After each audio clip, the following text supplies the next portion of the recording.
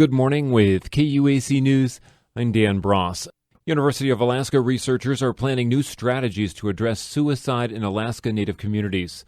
An over $4 million federal grant will create a clearinghouse of successful strategies drawn from villages and regions across the state. KUAC's Robert Hannon reports. The Alaska Native Epidemiology Center says between 2003 and 2015, 1 in 7 Alaska Native high school students attempted suicide.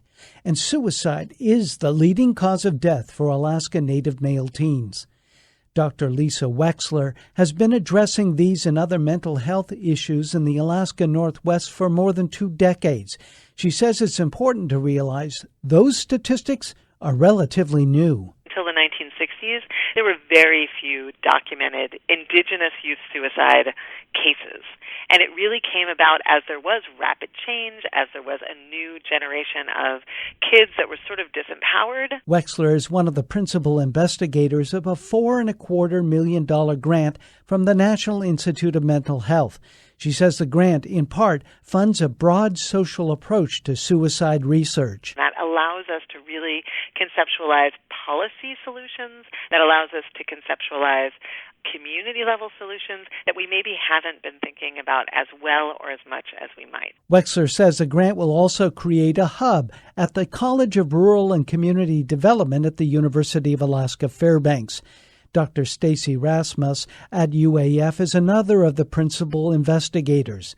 The hub, she says, will serve as a clearinghouse of sorts of proven Alaska Native-based community strategies.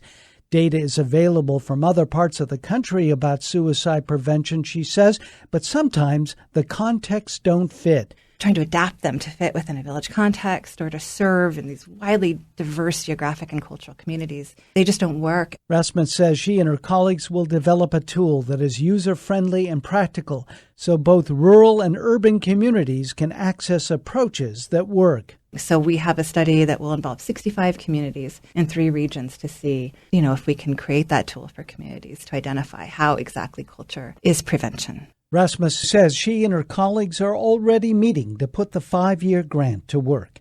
In Fairbanks, I'm Robert Hannon.